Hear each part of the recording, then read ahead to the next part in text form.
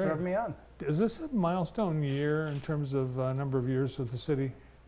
I mean, every year is a milestone, isn't it, Bart? As terms of city manager or just being here at the city? Being at the city. Being at the Is city. it 20 years? No. No. I started in 2009, so we got a little bit Okay. of time left. Oh, This is moving. 16. It is. Yeah, well, you're coming up on 20. Yeah. Wow. Well, and I have you to thank and blame. I thank you, and then the community blames you. Well, I think they thank me. They should thank me. Cool. Because I was part of the team that found Jonathan and brought him here as DDA director. And we're so glad we did. Oh, thank you. Did you think when you came to Jackson that you'd be here this long? I don't know what I thought at the time. It was a great opportunity, and the reasons that attracted me to being the Downtown Development Authority director for Jackson are still the same reasons I'm here. This is a great community, and there's lots of opportunity to make a difference. And I think since I've been here, I've been a part of some really cool things. A lot of good change in the city, especially downtown, and as long as I get to keep doing that, I hope I get to stick around to do it. Yeah, obviously everyone knows the transformation of downtown has been the linchpin to the community's revitalization. The next phase is actually happening on the south side with the MLK corridor. Yeah, that's really exciting, and it's a good connection to the projects, and talking about them today is because when we thought about the project and we thought about the opportunities that exist on Martin Luther King, we used the Dig Downtown project from back in the day as an example of this is what could happen if we set the table correctly for future growth. It will come, and the table needs to have all the underground infrastructure taking place, as the need have a great layout that works for pedestrians and vehicle traffic that you can see. It needs good, nice sidewalks, wide sidewalks, and lots of lights. And so we think when the project is complete, we'll start to see that success that we had downtown translate over to MLK. One of the things that I think everyone that's driven around town has seen is the transformation of neighborhoods with 100 homes. Yeah. And independent developers outside of the 100 homes program putting up new homes. It's been amazing. It really has been. I mean, when the first concept of this idea started to roll around in meetings, we thought maybe we could get a dozen homes. And so to shoot for 100, then to be at the halfway point roughly in time and at halfway in homes is pretty amazing. And that's just the core 100 home program. That doesn't count all the extra builders that have been attracted to Jackson and to build homes around town outside of our 100 home program. Yeah, if you look, well, there's several neighborhoods, but one that it's so obvious is the hospital neighborhood. Yes. There are tons of homes that are under construction right now. The whole place is under construction, Bart.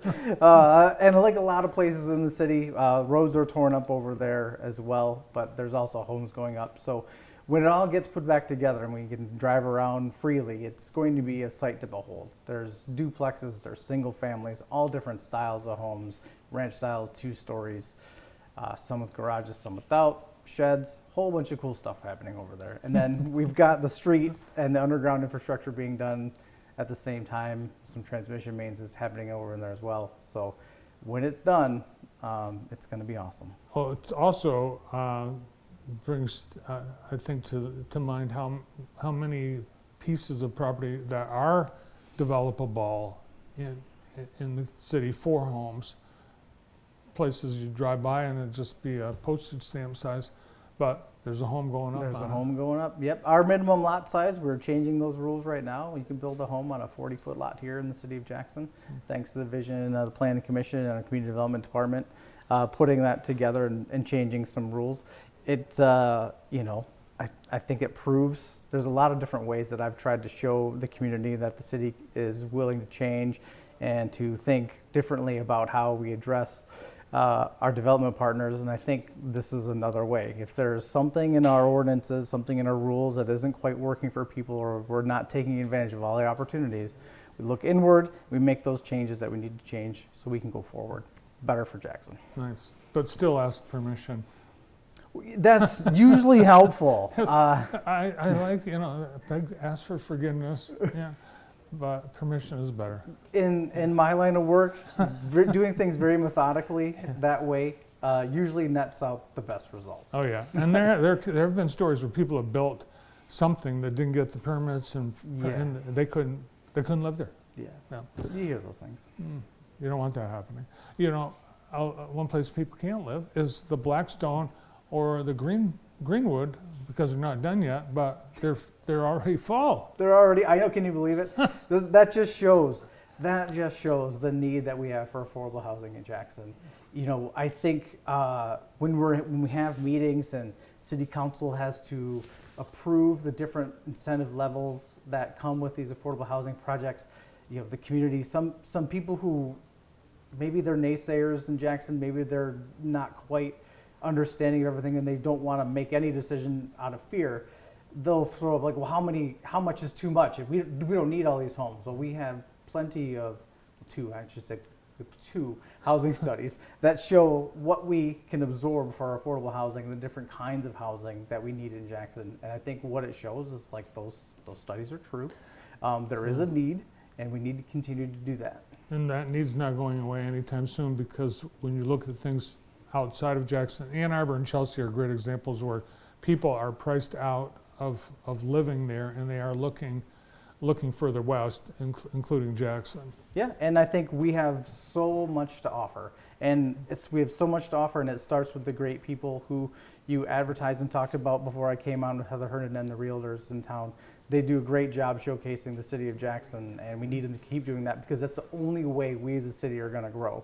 Everybody talks about how much population we've lost. Well, it's time to start talking about how we're going to make this population grow. And the 100 Homes program and the affordable housing developments that we're continuing to let happen and encourage the growth in the city those are ways we're going to make that happen. So we've got the Blackstone. Let's take a look. It really is almost finished. I think by the end of the summer, people. Yeah, it's hard now. It's hard now to keep tabs on everything they're doing because it's all inside. But yeah, there's I can't remember the number of units in that one. I think it's 53.